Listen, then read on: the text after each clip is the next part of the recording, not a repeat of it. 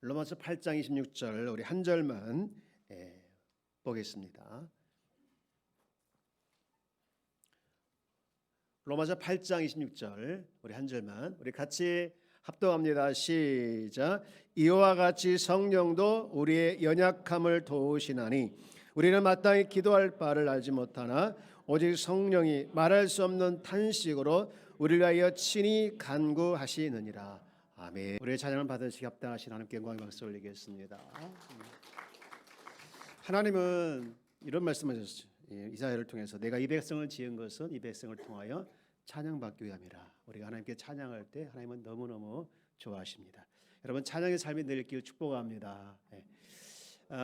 사람은 참 강한 것 같아도 약한 것 같아요. 여러분이 잘 알고 있는 그 알렉산더 대왕은 20살 때 왕이 됐다고 하죠.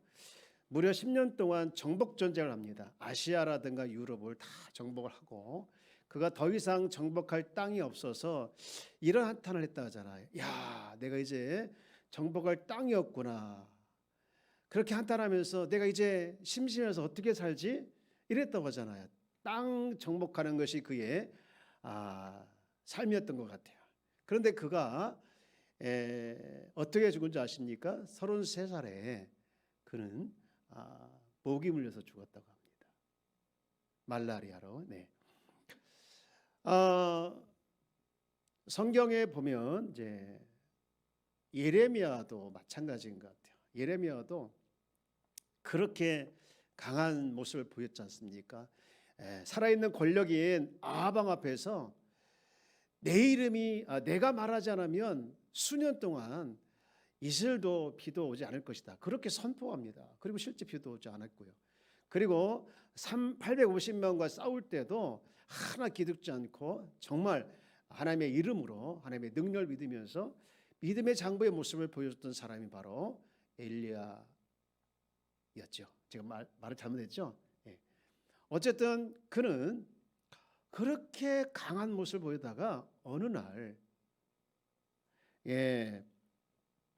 열왕기상 19장에 보면 4절에 보면 그렇게 말하고 있네요. 자기 자신은 광야로 들어가 하룻길쯤 가서 한 노대나무 아래에 앉아서 자기가 죽기를 원했다는 거예요. 그러면서 하나님께 이렇게 하소연합니다. 여호와여 넉넉하오니 지금 내 생명을 거두시옵소서. 조금 전까지 보였던 그 엘리야의 모습이 이 말씀을 읽으면 진짜 저 사람이 엘리야였는가 라고 생각할 정도로 굉장히 이중적인 모습을 보여주죠. 외부적으로는 굉장히 강하고 담대한 것처럼 보였는데 내부적으로 들어가니 정말 굉장히 한없이 약해 보이는 이 엘리야의 모습을 보면서 야, 인간은 누구나 약하다. 인간은 참 약하다. 특히 본인이 강하다고 얘기하는 사람들도 알고 보면 굉장히 약하다. 그런 생각을 하게 되어집니다. 이런 의미에서 말씀을 볼 때 오늘 이 로마서 8장 26절은 남다른 은혜가 오는데요. 이 로마서 8장 26절은요. 인간 이해의 말씀이다라고 볼 수 있어요. 여러분 한번 같이 읽어볼까요? 시작.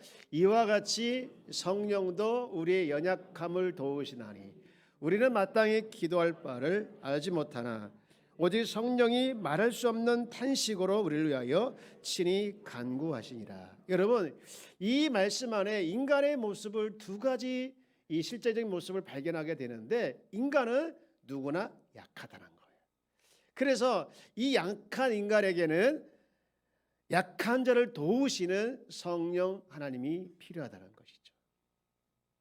가끔은 성령님의 도우심이 필요 없어요 라고 말하시는 분도 있어요. 여러분 그분은 성령님을 너무 모르는 사람이에요. 미국의 대통령 중에 링컨 대통령이 그런 말을 했다고 하지 않습니까? 나는 울면 안 되기 때문에 웃는다. 나는 울면 안 되기 때문에 웃는다. 물론 당시 남북전쟁이라는 그런 엄청난 전쟁 현실이 배경이 되어서 울 수 있는 상황이 아니다. 그런 취지에서 말을 했겠죠. 그런데 대통령에 대해서 울면 안 되나요? 지금 죽고 죽이는 그런 비극적 상황에서 왜 대통령이 울면 안 되나요? 링컨이 혹시 고속도로에 우리나라 써 있는 그 문구를 봐서 그랬을까? 여러분 고속도로 휴게소에 가면 남자 소변기 앞에 그런 말이 써 있어요. 뭔 말인지 알죠? 남자가 흘리지 말아야 할 것은 눈물만 아니다. 아니면 남자가 3번만 울어야 되지 않냐? 그런 말 들어서 혹시 그런 생각. 남자가 3번 울으면 언제죠? 첫째, 태어날 때. 그 다음에 부모님이 돌아가셨을 때. 3번째, 나라가 망했을 때. 제가 이거를 찾아보면서 인터넷에 찾아봤는데 어떤 사람이 남자가 울어야 할 것이 3번이 아니에요, 2번이에요 그러더라고요. 그래서 그분이 써놓은 글을 보니까 첫 번째 울 때는 남자가 태어났을 때, 2번째는 실컷 두드러 맞았을 때. 여러분 그 미국이나 한국 할 것 없이 이렇게 사람을 감정 억압을 시키는 것을 많이 해놨어요. 그래서 이게 문제가 돼요. 여러분 그러나 교회에 와서는 여러분 그러지 않길 주 여러분 축복합니다. 아무 문제가 없는 척, 애들 말로 센 척하지 마시고, 하나님은 우리의 연약함을 아시는 분이시고 또 우리 연약함에 대해서 내치시고 이런 약해 빠진 놈 하고서 책망하시는 분이 아니라, 여러분 우리 하나님은 우리의 연약함을 이해하시고 보듬어 주시는 분이시기 때문에 여러분의 연약함을 주님 앞에 솔직히 내놓고 그 주님과 함께 동행하는 그런 삶이 있기를 주 여러분 축복합니다. 우리가 신앙생활을 하면서 꼭 기억할 것은 하나님은 나보다 나를 더 잘 이해하시고 나보다 나를 더 잘 아신다는 것을 꼭 기억하길 축복합니다. 바울은 우리가 잘 알고 있는 것처럼 그에게 핸디캡이 하나 있었지 않습니까? 정말 너무너무 괴로워서 하나님 앞에 그 문제를 가지고 계속 기도했어요. 무려 3번씩이나 기도했다는 말이 나와요. 고린도후서 12장 8절에 보면 이것이 내게 떠나가기 위하여 내가 3번 주께 간구하였더니, 치명적인 게 가시가 눈에 있어서 힘들어가지고 3번씩 기도했다는 것이죠. 여러분 이 3번씩 기도했다고 하는 것은 여러분 그만큼 바울에게는 절박했다라는 문제이기도 하지만 하나님께서 이미 거절하신 걸 경험하고도 또 그렇게 하나님의 응답을 간절히 바랬다는 것이죠. 그런데 9절에 보면 뜻밖의 하나님께서 응답을 하십니다. 이렇게 응답하시죠. 12장 9절, 나에게 이르시, 여기 나가 바울이죠. 나에게 이르시기를 내 은혜가 내게 족하다. 하나님의 은혜가 내게 족하다라는 것이에요.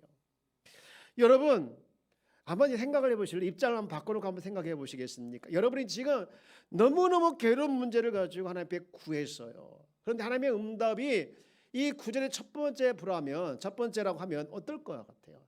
나에게 이르시기를 내 은혜가 내게 족하다. 더 이상 구하지 말라. 그렇게 하나님께서 제게 응답을 해주셨다고 하면 어떻게 할까요? 만약에 제가 바울이라고 하면 하나님 왜 그러십니까? 제가 지금 은혜가 족한 게 아니라 제가 이렇게 기도했을 것 같아요. 그러나 바울은 그 뒤엔 좀 말씀을 이제 계속 보겠지만 이 신앙이라고 하는 것은 갈등인 것 같아요. 갈등. 이 갈등이 되게 많은데 하나님의 은혜가 지금 족하지 않은데 은혜가 족하다고 하시는 그 말씀을 듣고 또 그 말씀을 이해하지 못하고 있는 바울, 또 하나님의 말씀을 하고 있는 하나님, 이렇게 갈등을 하고 있지 않습니까? 그런데 왜 지금 이렇게 은혜가 족하다고 했는지 그 뒤에 보면 12장 9절에 설명을 하고 있죠. 다시 고린도후서 12장 9절 말씀을 보면 나에게 이르시기를 내 은혜가 내게 족하다 하면서 이는, 이게 설명이에요. 이는 내 능력이 약한 데서 온전하여짐이라 라고 했어요. 가만히 보면 이 강함의 문제에 대해서 하나님과 지금 바울이 해석을 달리하고 있어요. 바울은 뭘 원하십니까? 약함을 싹 없애주시고 그 위에 하나님의 은혜가 덧입혀져서 편안한 걸 원하지만 하나님의 해석은 달랐어요. 그 바울이 원하는 약함을 제거하는 것이 아니라 그 약함을, 그 가시를, 그리고 그 가시가 그대로 있어서 그 가시를 통해서 하나님을 더 원하는 도구가 되기를 원하시겠다는 거예요. 다시 말해서 하나님의 지금 원하심은 그 가시가 하나님과 연결되는 도구가 되기를 하나님이 바라신다는 것이죠. 여러분, 신앙생활은 이런 갈등이 있는 것이, 맨날 우리가 기도하면서 응답이 내 방법대로 돼야 되는데, 내 식으로 돼야 되는데 내 식과 내 방법이 안 될 때가 있지 않습니까? 그럴 때 우리는 사실은 갈등을 일으킬 수가 있죠. 그런데 하나님께서 지금 말씀하고 있는 것은 내 가시를 없애는 것은 안 된다. 그렇잖아도 너 교만한데 그거 뽑아봐. 그러면 더 교만할 것이다 라는 것을 깨닫게 돼요. 그리고 바울이 뭐라고 고백합니까?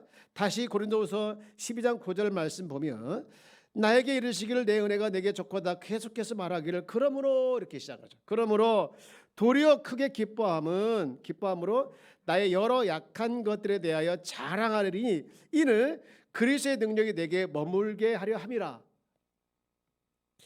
약한 것들이 곧 응답이라는 것을 그가 알게 된 것이죠. 그래서 하나님의 법칙은 내 약함을 제거하시는 슈퍼맨이 아니라 우리 안의 약함을 통해서 강하신 하나님을 의지하게 하고 강하신 하나님을 바라보도록 도와주시는 분이라는 거예요.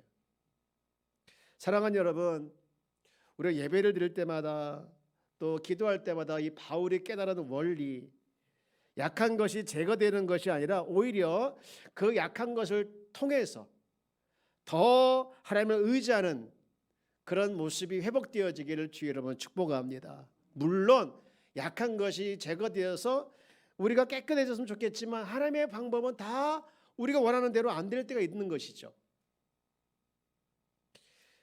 그래서 바울은 고린도후서 4장 7절에 보면 이렇게 이야기하고 있어요. 우리가 이 보배를 질그릇에 가졌으니 이는 심히 큰 능력을 하나님께 있고 큰 능력을 하나님께 있고 우리에게 있지 아니함을 알게 하려 함이라.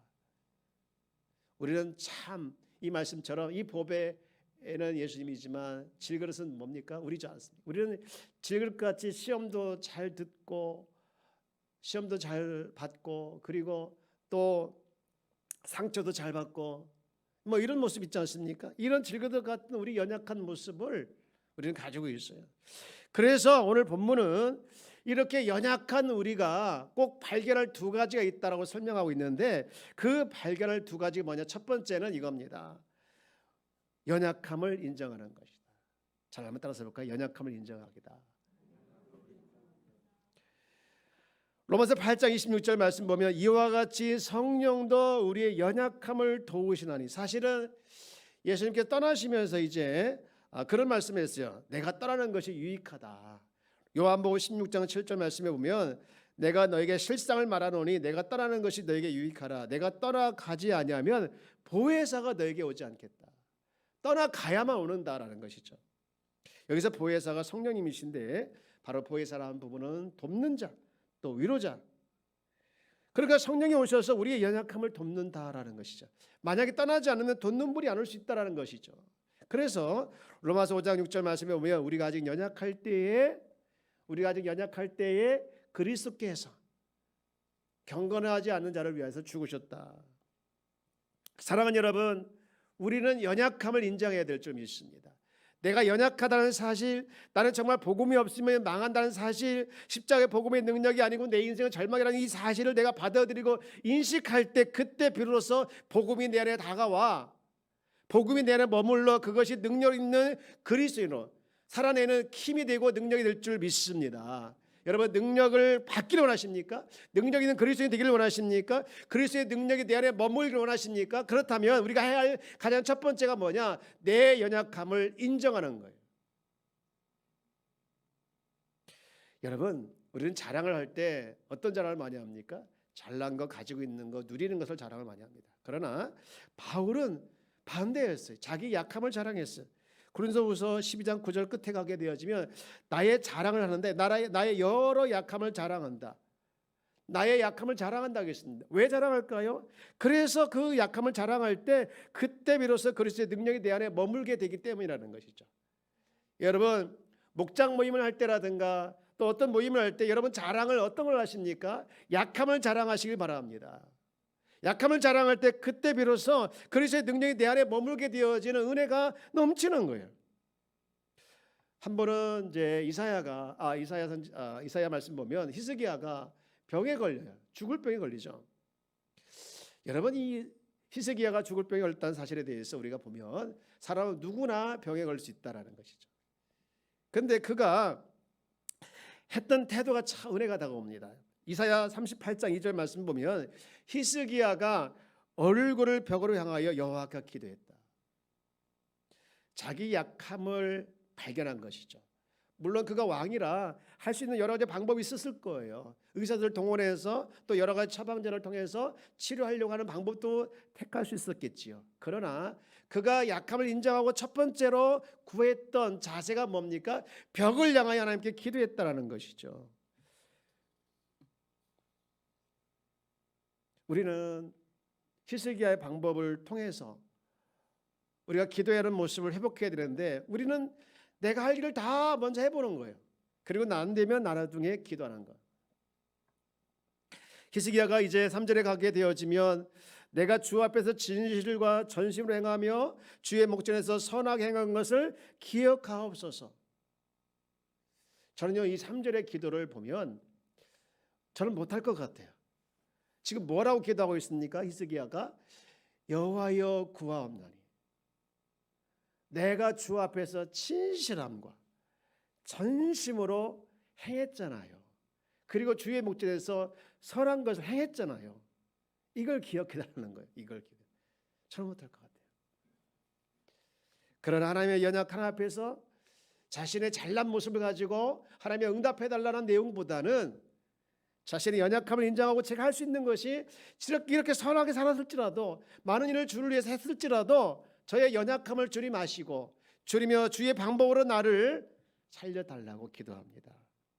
그랬을 때 하나님의 응답이 아주 간단하게 옵니다. 여러분 이사야 38장 4절 그리고 5절 말씀을 한번 같이 읽어보겠습니다. 시작.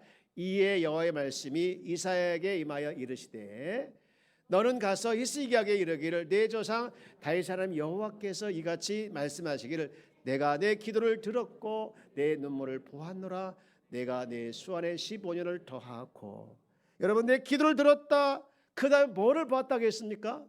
눈물을 보았다라는 것이죠. 여러분 하나님 앞에서 우리가 센 척하고 아닌 척하지 마시고 정말 여러분의 감정을 솔직하게 드러나면서 하나님 저는 연약합니다. 부족합니다. 라고 토해내고 심정을 아랠 때에 하나님은 그 심정을 보시고 그 심정을 헤아려 주시고 그리고 하나님께서 하늘문을 열어주시고 기도에 응답을 하신다는 사실입니다.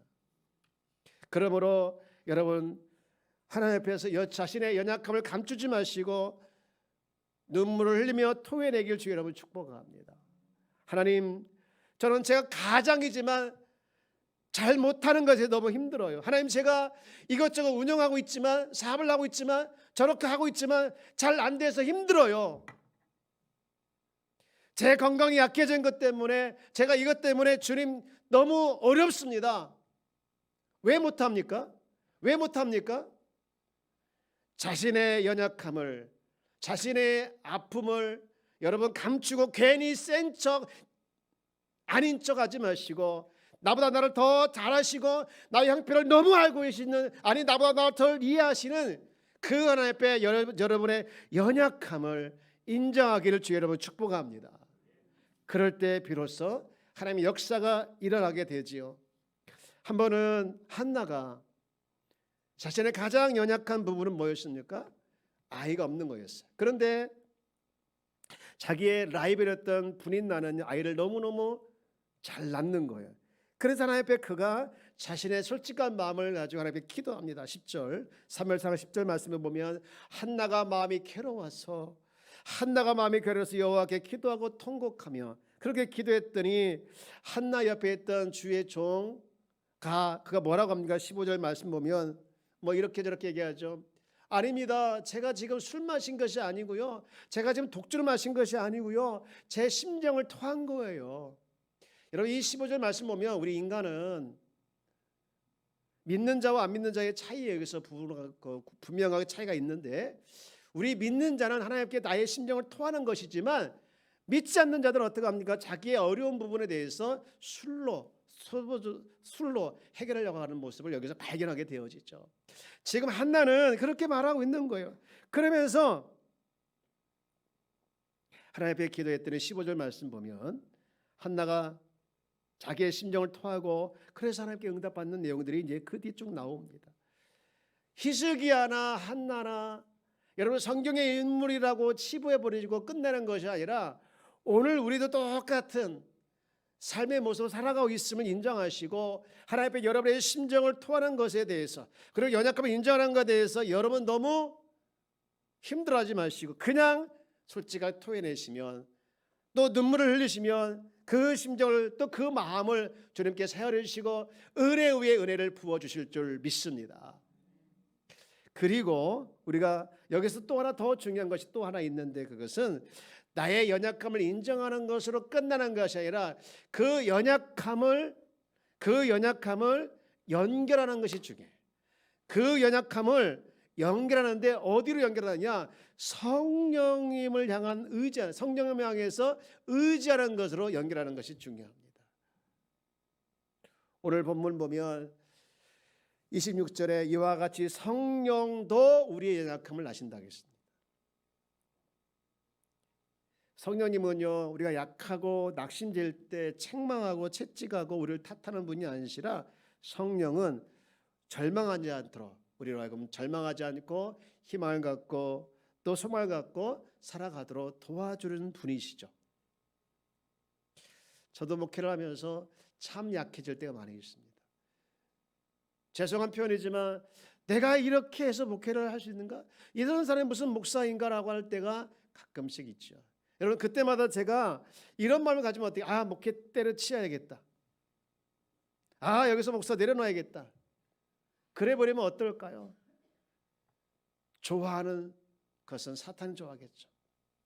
여러분 약할 때 저는 그럽니다. 내가 포기하겠다가 아니라 내려놓겠다 아니라 나의 연약함을 가지고 하나님 제가 이렇게 해서 연약합니다 가지고 제가 찾아가는 것이 뭐냐? 성령님을 찾아.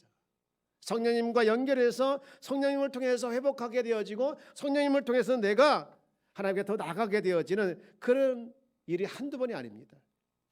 성령님은요 우리의 연약함을 도와주시는데 어떤 연약함을 도와주시냐? 로마서 8장을 한번 쭉 보면 몇 가지를 정리할 수 있어요. 8장 1절 2절 말씀을 한번 보겠습니다. 자, 우리 한번 1절 2절 같이 한번 읽어볼까요? 시작. 그러므로 이제 그리스도 예수 안에 있는 자에게는 결코 정죄함이 없나니. 2절. 이는 그리스도 예수 안에 있는 생명의 성령의 법이 죄와 사망의 법에서 너를 해방하였습니다. 여기 생명의 성령의 법을 성령의 능력으로 해석을 해도 돼요. 성령의 능력이 나를 사탄의 능력에서 해방했다. 생명을 누리게 하는 이 성령의 능력을 여러분 우리가 기억하고 또 성령의 능력을 통해서 사탄의 능력에서 자유함을 우리가 받았다는 것을 기억해야 합니다. 그런가 하면 두 번째로 또 잘못된 생각에 빠지지 않도록 도와주는데 8장 5절 말씀 보면 육신에 따르는 자는 육신의 일을, 영을 따르는 자는 영의 일을 생각하나니 말씀하고 있죠. 우리는 육신을 쫓아가지 않고 영을 따라가도록 해주고, 세 번째 보면 13절에 보면 악한 행위로부터 구원해 주시죠. 너희가 육신대로 살면 반드시 죽을 것이로되 영으로서 몸의 행실을 죽이면 살리니, 이런 말씀을 하고 있죠. 나의 잘못된 행실을 고칠 수 있는 힘을 성령께서 주고, 마지막으로 한 군데 더 보면 16절이죠. 성령은 친히 우리의 영과 더불어 우리가 하나님의 자녀인 것을 증언해 주신대요. 그래서 내가 하나님의 자녀이기 때문에 하나님을 향해서 뭐라고 부를 수 있습니까? 아까 장로님 기도해 주셨지만 15절 말씀에 이렇게 16절 말씀에 15절이죠. 15절에 이렇게 말씀하고, 로마서 8장 15절 말씀 보면 그래서 하나님을 아빠 아버지라. 우리 한번 이 부분을 같이 읽어볼까요? 시작. 너희는 다시는 무서워하는 종의 영을 받지 아니하고 양자의 영을 받았으므로 우리가 하나님을 아무나 아버지라 부를 수 있는 자가 아니에요. 양자의 영을 받은 자만이 부를 수 있는 특권인 줄 믿습니다. 어느 목사님이 이제 자신의 그 전도다 시절 때 간증하는 것을 제가 읽었어요. 이분이 이제 교육전사로 이제 써줘야 되는데 신학교 다니면서 써주는 데가 없어서 주일날 미국에서 와가지고 주일날 갈 곳이 없는 거예요. 여러분 주일날 눈을 딱 뜨면 교회에 갈 곳이 있다는 것이 복인 줄 믿습니다. 오늘 어느 교회로 가야지? 다음 주는 어느 교회로 가야지? 제가 전도를 하다 보니까 참 교회를 못 찾아서 헤매는 사람이 너무 많아요. 이분도 갈 곳이 이제 없어서 오늘 어떤 교회로 가지? 이 눈치 보기도 한다. 한 번은 이제 주일날 말고 평일 때 할 일도 없고 해가지고 이분이 뭐 하지 하다가 이렇게 보니까 기타가 있고 그리고 이제 찬양집이 있어서 안 되겠다 기타를 가지고 이 찬양집에 있는 찬양을 한번 다 불러보자. 그래서 1번부터 시작해서 이렇게 해서 내가 찬양 부르면서 시간을 한번 보내보자 해가지고 1번부터 부르기 시작한 거예요. 1번 부르고 두 번째 곡 부르고 세 번째 곡 부르고 점점점 부르고 가는데 마침 여러분 잘 알고 있는 누군가 너를 위하여 그 찬양을 부르게 되었어요. 1절 가사가 보면 마음이 지쳐서 이렇게 나오다가 2절 가사에 가게 되어지면 당신이 외로이 이 상황이 꼭 자기 상황이라는 거로 막 다가오는 거예요. 당신이 외로이 이 자기 내 상황 너무 딱 맞는데 이렇게 부르는데 순간 누군가 널 위하여 이런 가사가 있잖아요. 그 누군가 널 위하여가 가사가 이분이 부를 때 뭘로 바뀌냐면 성령님이 나를 위하여 바뀌는 거예요. 성령님이 나를 위해서 기도하네. 내가 홀로 외로워서 마음이 무너질 때 성령님이 기도하네 하면서 그 성령이 실제로 실체가 되어서 자기 가운데 찾아오시면서 말씀하시는 것을 경험하게 된 거예요. 그날 그 성령님과 만남으로 그 자리에서 외로움이라는 안개는 싹 사라지게 되어지고 성령과 동행하게 되어지고 성령님의 임재 가운데 살아가는 삶으로 그날 회복되었다는 얘기를 읽었어요. 사랑하는 여러분, 성령님은 이분의 성령님만은 아니라 오늘도 우리 가운데 내주하시고 성령님과 동행을 원하는 그 모든 자의 성령님이신 줄 믿습니다. 여러분 이 시간 실제로 존재하시고 또 실체가 되어서 우리의 연약함을 도우시는 그 성령과 함께 살아내는 그래서 날마다 성령님의 임재 가운데 살아내는 우리 귀한 성도가 다 되어지기를 주 여러분 축복합니다. 여러분 외롭습니까? 그래서 우울증 걸려가서 죽을 것 같이 힘듭니까?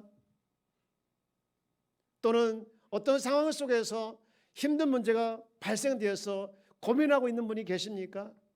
성령님이 임재 가운데 살아가서 외로움도 떠나가고 어려움도 떠나가고 때로는 그것이 머물러 있을지라도 그것을 통해서 그리스도의 능력이 머물러서 오히려 더 강해지는 귀한 성도가 되어지기를 주 여러분 축복합니다. 축복합니다.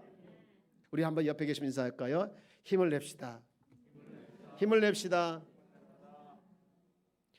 우리 이 찬양으로 하나님께 영광을 올렸으면 좋겠어요. 주여 우리는 연약합니다.